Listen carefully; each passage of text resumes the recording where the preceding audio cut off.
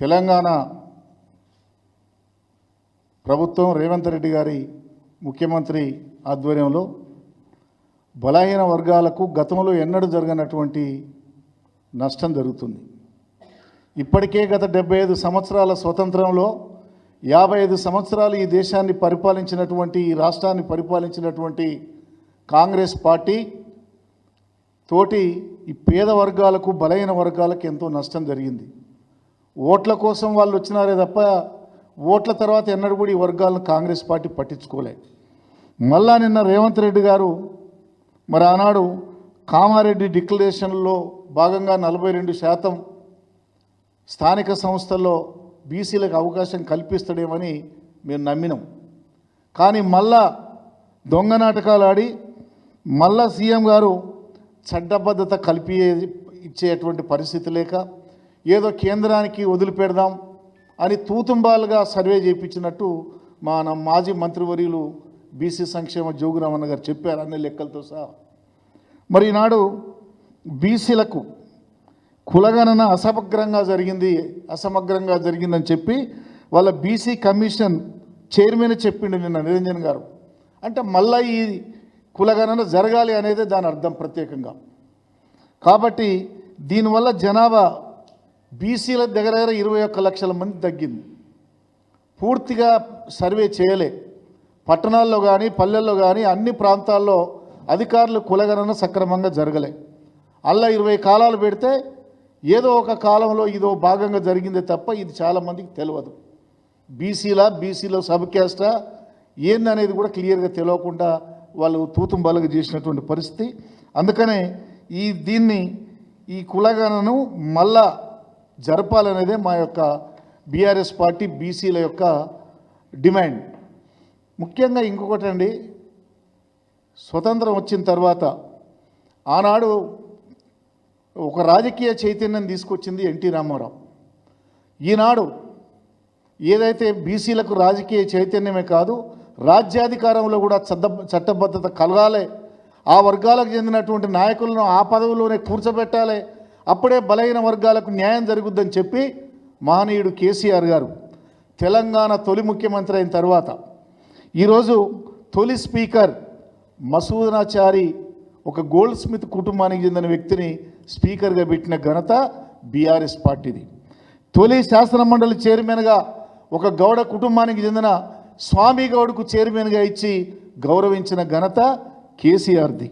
అదే కాదు, తొలి ఆర్థిక మంత్రిగా ఈ రాష్ట్రంలో తెలంగాణ వచ్చిన తర్వాత ఒక ముదిరాజు కుటుంబానికి చెందినటువంటి ఈటల రాజేందర్కు ఆర్థిక శాఖ ఇచ్చి గౌరవించిన నాయకుడు కేసీఆర్ అని ఈ సందర్భంగా మీకు మనవి చేస్తున్నా. అలాగే మా గతంలో పార్లమెంటరీ ప్రతిపక్ష నేతగా పెద్దలు కేకే గారికి అవకాశం ఇచ్చి 2 సార్లు ఆయనకు రాజ్యసభ అవకాశం. అలాగే గౌరవనీయులు ముదిరాజు కుటుంబానికి చెందిన బండా ప్రకాష్ గారికి పార్లమెంటు రాజ్యసభ. బడుగు లింగ యాదవ్గా నాకు ఎక్కడో ఒక గొర్రెలు కాసుకునే కుటుంబానికి చెందిన నాకు పెద్దల సభకు తీసుకుపోయి గౌరవించిన మహానాయకుడు, యాదవ జాతికే గొప్ప గౌరవం తెచ్చిన మహానాయకుడు కేసీఆర్ ఈ సందర్భంగా మీకు మనవి చేస్తున్నా.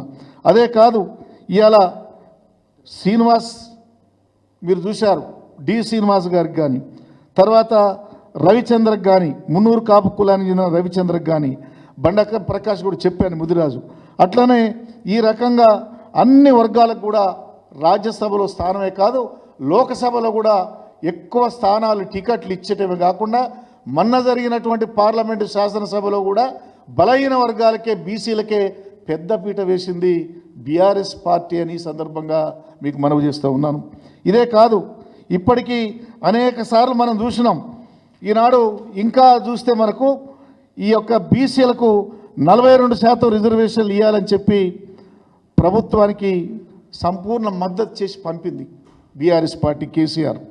కానీ కులగణనే కాదు, తప్పుల తడకగా ఉందని చెప్పి తెలంగాణ సమాజానికి ఉన్నటువంటి బీసీలు కేవలం 45% అని లెక్కలు కట్టడం కాదు, బీసీలకు అది వెన్నుపోటు పడటం అని చెప్పి మాట్లాడిండు కేసీఆర్ అని మీకు మనవి చేస్తున్నా. ఈ రకంగా అన్ని వర్గాల్లో కూడా అన్ని స్థాయిల్లో కూడా బీసీలకు 45,000 కోట్ల రూపాయలు పెట్టినాయా బడ్జెట్లో మా వర్గాలకు. సబ్బండ వర్గాలకు ఎంబీసీలు కూడా ఏర్పాటు చేసిండు.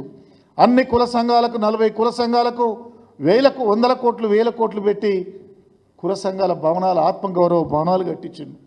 గొల్ల కుర్మలకు గొర్రెల పంపిణీ చేసిండు. మత్స్యకారులకు ఉచిత చేపల పంపిణీ చేసిండు. గీతా కార్మికులకు మొదళ్ల పన్ను రద్దు చేసిండు. ఇంత అనేక విధాలుగా ఈ రకంగా చేనేత కార్మికులకు కానీ చాకలి మంగలి కుమ్మరి కమ్మరి లాంటి జాతులకు ఏ ప్రభుత్వం ఈ దేశంలో చేయని విధంగా మేలు చేసినటువంటి పార్టీ ఈ యొక్క బీఆర్ఎస్ పార్టీ. ఇటువంటి పార్టీని మేము చేసినటువంటి నిర్మాణాన్ని మొత్తం మరి ఈ యొక్క రేవంత్ రెడ్డి ఏదైనా గుర్తించి నిజంగా ఏమన్నా కులగణన చేసి మా వర్గాలకు మేలు చేస్తాడేమని చేస్తే మళ్ళా కూడా కుట్రకు మేము లోనైనామని సందర్భంగా తెలియజేస్తున్నా. అందుకనే మా డిమాండ్ ఒకటే, రేపు జరిగేటువంటి స్థానిక సంస్థల ఎన్నికల్లో కామారెడ్డి డిక్లరేషన్ ప్రకారం మీరు 42% మా బీసీలకు రిజర్వేషన్లు కల్పించాలి. మళ్ళా ఈ తప్పుడు లెక్కలు ఉన్నటువంటి సర్వేను రీసర్వే చేసి నిజమైన కులగణన జరిపి మేమంతో అంతే కావాలంటున్నాం తప్ప ఇతరుల యొక్క కులాల యొక్క వాళ్ళని మేము దూషించేటువంటి విధానం కాదు అని చెప్పి తెలియజేస్తూ, ఏది ఏమైనా బీఆర్ఎస్ పార్టీ ఖచ్చితంగా ఈ బలహీన వర్గాలకే కాదు, ఎస్సీలకే కాదు, ఏ వర్గాలకు అన్యాయం జరిగినా పోరాడేందుకు మేము సిద్ధంగా ఉన్నామని ఈ సందర్భంగా తెలియజేస్తున్నాం.